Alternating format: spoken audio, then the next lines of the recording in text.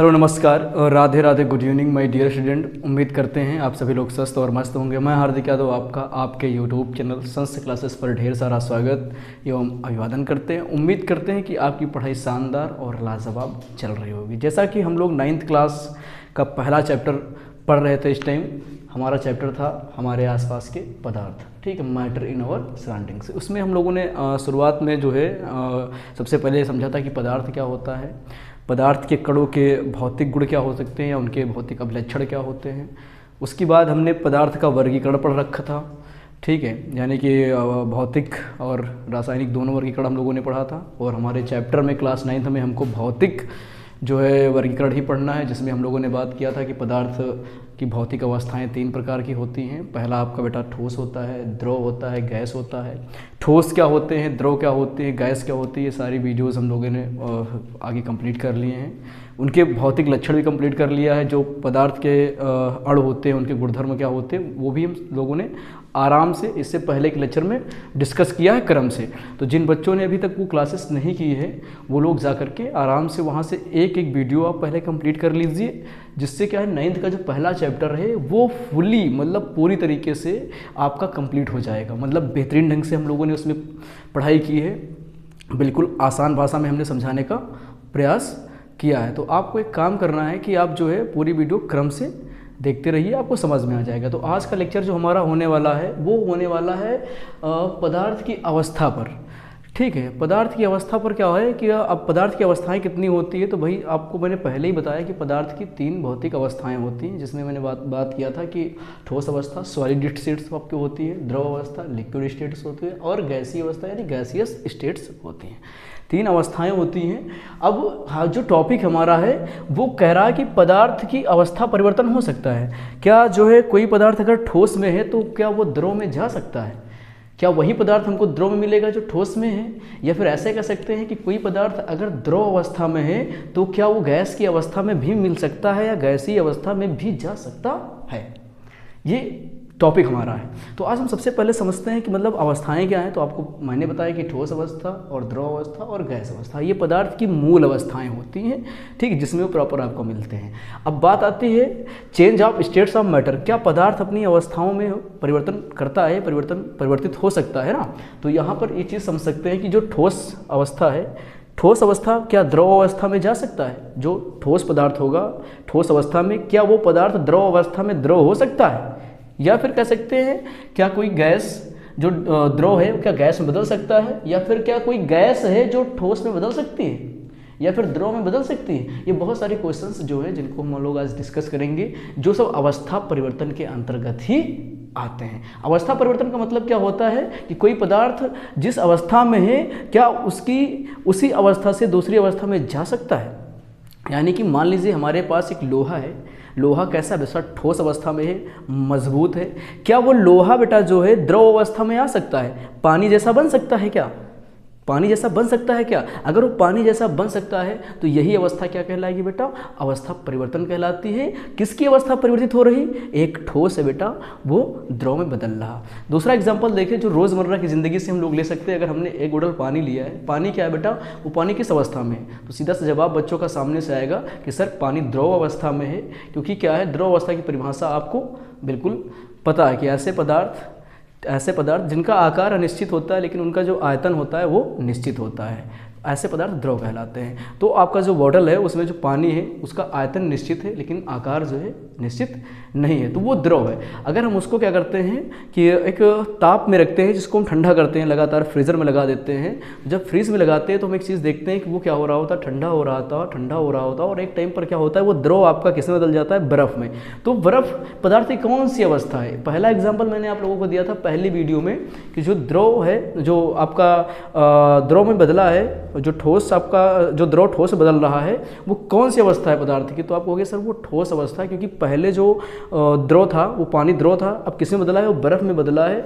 और वो किस अवस्था में आ चुका है, वो बेटा ठोस अवस्था में आ चुका। तो यानी पहले जो पानी था वो द्रव अवस्था में था, वही पानी फिर किस में बदल गया बेटा, बर्फ़ में। बर्फ़ कौन सी अवस्था हो गई, ठोस अवस्था हो गई। तो यानी कहीं ना कहीं ये चीज़ हमको देखने को मिल रहा है कि जो पदार्थ अपनी अवस्था को परिवर्तित कर रहा है, ठीक है। अब इस चीज़ को समझते हैं कि जो है क्या पदार्थ अपनी अवस्था को बदल सकता है, तो बेटा हाँ बिल्कुल, can matter change it's states, तो बिल्कुल बदल सकता है। आंसर आपका होगा हाँ, यस, बिल्कुल बदल सकता है। कैसे बदल सकता है और ये कारण क्या होता है, इस चीज़ को हम समझते हैं। ठीक है, सबसे पहले एक ही पदार्थ विभिन्न अवस्थाओं में रह सकता है, इस बात को आप ध्यान में डाल लो बेटा। एक पदार्थ अगर आपके पास है तो वो जरूरी नहीं है कि जिस अवस्था में आपको मिल रहा है उसी अवस्था में मिलेगा, ऐसा बिल्कुल नहीं, वो कई और अन्य अवस्थाओं में भी मिल सकता है। मान लीजिए कि अगर हमको पानी पीना है तो सिर्फ पानी क्या है बेटा, द्रव अवस्था में है, तो इसका मतलब ये नहीं कि पानी द्रव में ही मिलेगा। कभी कभी ऐसा होता है कि बर्फ़ को देखते हैं, बर्फ़ भी तो पानी का ही एक जो है परिवर्तित रूप है, तो वहाँ से भी मिल सकता है। तो कह सकते हैं इस लाइन का मतलब इतना सा है बेटा कि एक ही पदार्थ विभिन्न अवस्थाओं में रह सकता है। ठीक है, अगर आपसे कोई कहे कि सिर्फ ठोस में ही रहेगा तो ये गलत है। कोई कहे द्रव सिर्फ द्रव में ही रहेगा तो ये गलत है। कोई कहे गैस सिर्फ गैसेस स्टेट में रहेंगी तो ये गलत है।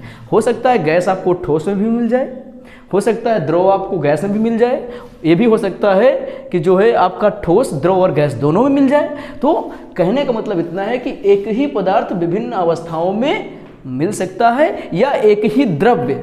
ठीक है, कभी कभी बेटा क्या होता है, जहाँ पर पदार्थ हम लोग इस्तेमाल करते हैं इसकी जगह पर हम एक शब्द का इस्तेमाल करते हैं, उसका नाम है द्रव्य। द्रव नहीं है, द्रव्य। ठीक है, तो एक ही द्रव्य विभिन्न अवस्थाओं में भी मिल सकता है। ठीक है, ये चीज़ समझ में आ गई होगी। अब हम बात करते हैं एग्जाम्पल की, जैसे कि अगर हम बात करें कि अगर देखिए यहाँ पर क्या हो रहा है कि जो आपका जल है, ठीक है, जो जल है वो हम थोड़ी देर पहले अगर जाकर के देखें एग्जाम्पल में, तो पहले बर्फ के रूप में था और बर्फ कैसी थी, ठोस होती। पदार्थ तो एक ही है ना, ये पदार्थ तो एक ही है। ऐसा तो नहीं है कि जो है इसमें कोई दूसरा पदार्थ, इसमें कोई दूसरा पदार्थ, इसमें कोई दूसरा पदार्थ, नहीं, पदार्थ तो एक ही है ना। वो कैसी स्टेट में है, सबसे पहले वो बर्फ जो है ठोस स्टेट में है, थोड़ा सा क्या हुआ परिवर्तित होकर वो जल में आया, और थोड़ा सा और परिवर्तित होगा तो इसमें आएगा वो गैस में आएगा।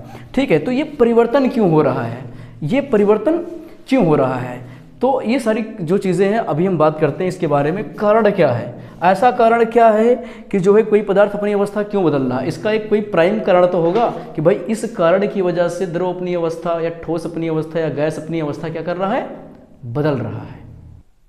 तो जो हम जानेंगे कि अवस्था परिवर्तन का मूल कारण क्या है। भाई कोई पदार्थ अपनी अवस्था काहे को बदलेगा, ठीक है, काहे बदलेगा, कोई इसको फायदा है या नुकसान है। ठीक है, तो अवस्था बदलने का जो मूल कारण है वो क्या होता है बेटा, उसके मूल कारण दो होते हैं। ठीक, या तो हम उसको ताप दे रहे हैं या फिर उसको हम दाब दे रहे हैं। ठीक, अभी इस पर बात करते हैं। उससे पहले की एक लाइन समझो कि अवस्था परिवर्तन में मेन रोल क्या होता है। तो सबसे पहले बात करें, पदार्थ में अवस्था परिवर्तन अणुओं की गतिज ऊर्जा एवं स्थितिज ऊर्जा में परिवर्तन के कारण होता है। भाई ये कह सकते हैं कि ये जो लाइन है ये इसका एक बहुत बड़ा रोल है। भाई ये पूरी जो है इस चैप्टर की कह सकते हैं सबसे बड़ी आउटलाइन है। आप इसको लिख लीजिएगा, समझ लीजिएगा। समझते कैसे हैं कि पदार्थ में अवस्था परिवर्तन वो ये 9th तक ही नहीं सीमित है। ठीक, ये आपके यूजी और पीजी में जहां भी जाओगे वहां पर आपको मिलेगी, और इस लाइन का मतलब समझना आपके लिए बेहद जरूरी है। ठीक है, मैंने कहा कि पदार्थ में अवस्था परिवर्तन अणुओं की गतिज ऊर्जा एवं स्थितिज ऊर्जा के परिवर्तन के कारण होता है। गतिज ऊर्जा क्या होती है और स्थितिज ऊर्जा क्या होती है, मैंने क्या बताया था कि कोई पदार्थ है और उसके अंदर क्या है, अणु है, उन अणुओं में गति है, गति के कारण वो आपस में टकराते हैं तो एक ऊर्जा उत्पन्न करते हैं। ठीक है, ये ऊर्जा क्या कहलाती है बेटा, स्थितिज ऊर्जा कहलाती है। ठीक ठीक, अब सॉरी बेटा, गतिज ऊर्जा कहलाती है। क्या कहलाती है, गतिज ऊर्जा कहलाती है, क्योंकि वो गति के कारण उत्पन्न हो रही है। जो ऊर्जा स्थितिज ऊर्जा होती है वो स्थिति के कारण उत्पन्न होती है। ठीक, अब सोचिए इन दोनों ऊर्जा में कोई पदार्थ है, ठीक है, ये जो कोई पदार्थ है उसकी जो गतिज ऊर्जा है और जो उसकी स्थितिज ऊर्जा है, इन दोनों में अगर हम क्या कर रहे हैं, परिवर्तन कर रहे हैं किसी कारणवश, ये इसमें परिवर्तन तभी संभव है बेटा, या फिर इसको हम टेम्परेचर दे दें या फिर इसको हम प्रेशर दे दें, तभी इसमें क्या है, परिवर्तन संभव है। यानी किसी पदार्थ में जो अणु होते हैं वो गति करते हैं, उसकी वजह से आपस में टकराते हैं, तो जो ऊर्जा उत्पन्न होती है वो गतिज ऊर्जा होती है। ठीक है, ये चीज़ समझ लेना है आपको, मैंने काइनेटिक एनर्जी ऑलरेडी बता दी है। ठीक है, और जो अणुओं की स्थिति एक जगह पर स्थिर है उसकी वजह से उनके बीच में एक जो है ऊर्जा है, वो ऊर्जा स्थितिज ऊर्जा आपकी होती है। अब इन दोनों ऊर्जाओं में एक परिवर्तन होना चाहिए। अब ये दोनों ऊर्जा अगर परिवर्तित होंगी तभी बेटा जो है कोई पदार्थ अपनी अवस्था बदलेगा। इसको हम समझ सकते हैं ऐसे, मान लीजिए ठीक है कि हमारे पास जो है ये रहा एक क्या बेटा, ये एक जो है हमारे पास पीस है किस, ठीक है, और ये बर्फ़ का पीस है, हमारे पास जो है आइस पीस है, ठीक, ये ठीक आइस पीस ठोस अवस्था में है, ठोस अवस्था में है, ठीक है। अब इसके जो अणु है, इन अणु में क्या है, स्थितिज ऊर्जा भी है, गतिज ऊर्जा भी है। अब अगर ये इसको हम द्रव में लाएंगे, अगर इसको हमको द्रव में लाना है तो क्या करेंगे भाई, इसको हम गर्म करेंगे, थोड़ा सा गर्म करेंगे या फिर धूप में रख देंगे, कुछ भी करेंगे, इसके साथ में इसको हम टेम्परेचर देंगे, थोड़ा सा गर्म करेंगे। जैसे ही गर्म करेंगे तो इन अणुओं के बीच में जो गतिज ऊर्जा है वो भी क्या हो जाएगी, बढ़ जाएगी, और इनकी जो स्थितिज ऊर्जा है वो भी क्या हो, परिवर्तित हो जाएगी। जब इन दोनों में जो गतिज ऊर्जा और स्थितिज ऊर्जा है दोनों में क्या होगा, परिवर्तन होगा, तो बेटा ये जो आइस है आपकी किस में बदल जाएगी बेटा, वो वाटर में बदल जाएगी, पानी में बदल जाएगी। यहाँ तक आ गया। अब मान लीजिए हम थोड़ा सा और छेड़खानी कर दें इसके साथ में कि इसको टेम्परेचर थोड़ा सा और ज़्यादा बढ़ा दें। जब और टेम्परेचर बढ़ाएंगे तो क्या होगा बेटा कि इनके बीच में जो स्थितिज ऊर्जा और गतिज ऊर्जा है वो थोड़ा सा और क्या हो जाएगी, बढ़ जाएगी, जिसकी वजह से किस में बदल जाएंगे, गैस में बदल जाएंगे। यानी बात इतनी सी समझना है कि पदार्थ में अवस्था परिवर्तन का जो मूल कारण है वो कारण है अणुओं की गतिज ऊर्जा और उनकी स्थितिज ऊर्जा। ठीक है, ये चीज़ समझ में आ गई होगी। अब हम बात करते हैं कि जो अवस्था परिवर्तन करना है अगर किसी पदार्थ का, किसी पदार्थ को हमको अगर उसकी अवस्था को परिवर्तित करना है तो हमारे पास क्या क्या होना चाहिए या किसके द्वारा हम कर सकते हैं। तो बात करते हैं पदार्थ की अवस्था परिवर्तन के लिए आवश्यक कारक जो होते हैं बेटा दो होते हैं। ठीक, एक तो आपका ताप का प्रभाव होता है, दूसरा बेटा आपका दाब का प्रभाव होता है। या तो हम किसी चीज़ को गर्म करके उसकी अवस्था को बदल सकते हैं या फिर उसको हम प्रेशर दे करके क्या कर सकते हैं, उसकी अवस्था को बदल सकते हैं। यानी कि टेम्परेचर के द्वारा या फिर जो है बेटा प्रेशर के द्वारा पदार्थ अपनी अवस्था बदल सकता है ना। जैसे कि अगर हम बर्फ को देखें, ठीक है, अगर हम मान लीजिए हमारे पास ये इसकी बात करें, अगर टेम्परेचर की बात करें तो हमारे पास मान लीजिए अगर पानी है, ठीक है, पानी अगर उसको हम गर्म करते जाएंगे तो एक टाइम ऐसा आएगा कि वो पानी किस में बदल जाएगा बेटा, गैस में बदलना शुरू हो जाएगा, वाष्पीकृत होना शुरू हो जाएगा, वो वाष्प में परिवर्तित हो जाएगा। तो क्या हम देखेंगे कि पदार्थ जो अपनी अवस्था बदल रहा है ना। तो दाब और ताप ये दो मूल कारण होते हैं कोई पदार्थ जो अपनी अवस्था बदलता है, वो इन्हीं कारकों की वजह से बदलता है। तो एक बार इसको आप लोग नोट्स बना लीजिएगा, फिर से एक बार पढ़ लीजिएगा, ठीक है। बाकी ताप का प्रभाव पदार्थ पर क्या होता है और दाब का प्रभाव पदार्थ पर क्या होता है, कोई पदार्थ कैसे अपनी अवस्था को परिवर्तित करता है, ये चीज़ तो हमने भी समझ लिया है। अब ताप का प्रभाव किसी पदार्थ पर क्या पड़ता है और दाब का प्रभाव किसी पदार्थ पर क्या पड़ता है, ये हम लोग एक नए वीडियो में सीखेंगे, जिसमें हम और भी कई बेहतरीन जानकारी आपके साथ साझा करेंगे, जैसे मेल्टिंग पॉइंट हो गया, ठीक है, फ्रीजिंग हो गया और बॉइलिंग पॉइंट हो गया। ये सारी चीज़ें हम आने वाले नई वीडियो में पढ़ेंगे। यहाँ तक बने रहने के लिए बेटा आप सभी का धन्यवाद। मिलते हैं फिर एक नए वीडियो में।